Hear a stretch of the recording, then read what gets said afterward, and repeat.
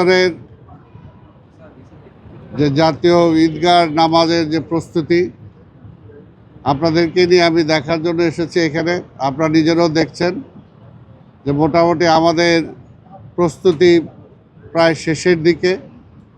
আমরা আশা করি যে আর যে দু একদিন সময় আছে এর মধ্যে আমরা সম্পূর্ণভাবে প্রস্তুতি গ্রহণ করতে পারবো এবং আশা করি যে আল্লাহর রহমতে ভালো দিন থাকবে। সেদিন বৃষ্টি থাকবে না, সেটাও আল্লাহর কাছে কামনা বাক্যে চাই। এবং সেদিন যাতে ঢাকা শহরের মানুষ, বেশিরভাগ মানুষ অন্তত যারা ঈদগাহে নামাজ পড়তে চান, মাননীয় প্রধানমন্ত্রীর সাথে তারা সেদিন সমবেত হবেন। এখন ঘরেই হবে বিয়ে বাড়ির পোলাও, যদি থাকে আকিজ এসেনশিয়াল সুগন্ধি চিনি গুঁড়া চাল। আমাদের এটা চাঁদ দেখার উপরে নির্ভর করে, আপনারা নিজেরাই জানেন। যদি 30 রোজা হয় তাহলে 21 তারিখ, আর যদি 29 রোজা হয় তাহলে 20 তারিখ। এবং এটা আমাদের ধর্ম মন্ত্রণালয় সহ সবাই মিলে যেটা ঠিক করেছে যে টাইম থাকবে আমাদের 8:30। যদি বৃষ্টি টিষ্টি হয় তাহলে হয়তো টাইমের পরিবর্তন করা হবে। এখানে আপনারা জানেন যে প্রায় 35,000-এর মতো মানুষ একসাথে নামাজ পড়তে পারবেন। তার মধ্যে মহিলাদেরও সুযোগ থাকবে। প্রায় 3500 জন মহিলাও এখানে নামাজ পড়ার সুযোগ পাবেন। এবং এখানে আমরা যে সমস্ত সুযোগ সুবিধাগুলো মোটামুটি নিশ্চিত করছি, যেহেতু গরম পড়ে গেছে, আমরা শীতাতপ নিয়ন্ত্রণের ব্যবস্থা রাখার জন্য চেষ্টা করব। পর্যাপ্ত ফ্যান, এবং যেহেতু প্যান্ডেল করা হয়েছে, যে দিনের বেলাও সকালের বেলাও লাইটের ব্যবস্থা আমাদের থাকবে। অজুখানার ব্যবস্থা থাকবে, যারা অজু ছুটে যাবে বা অজু করতে চান তাদের জন্য ব্যবস্থা থাকবে। মহিলাদের জন্য আমার হাতের ডান পাশে আলাদা প্রবেশপথ এবং নামাজের ব্যবস্থা তাদের জন্য আলাদা থাকবে।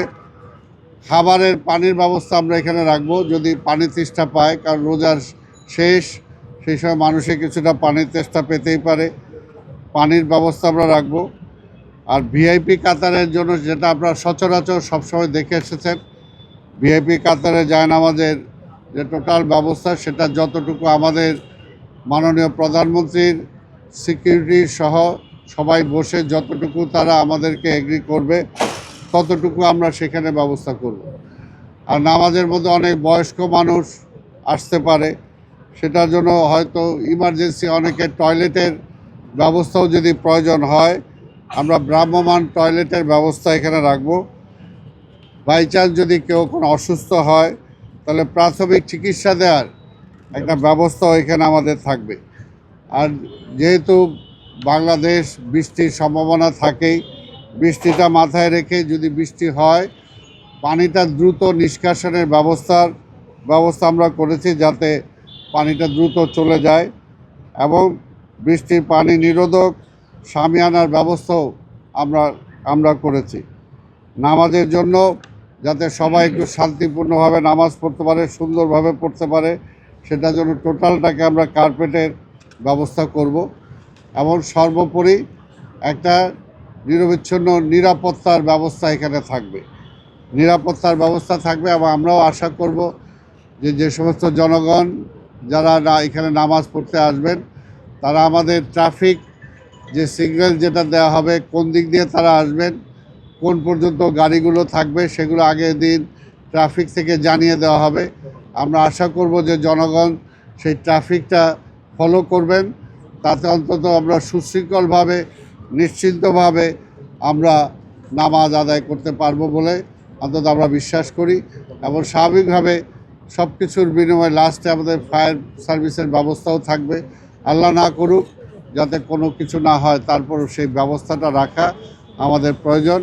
তা আমি ইতিমধ্যেই আমাদের নবনির্বাচিত মাননীয় প্রধানমন্ত্রী দেশনায়ক তারেক রহমানকে আমি দাওয়াত দিয়েছি, উনি অ্যাকসেপ্ট করেছেন। উনি আমাদের সাথে এই ঈদগাতে উনি নামাজ পড়বেন।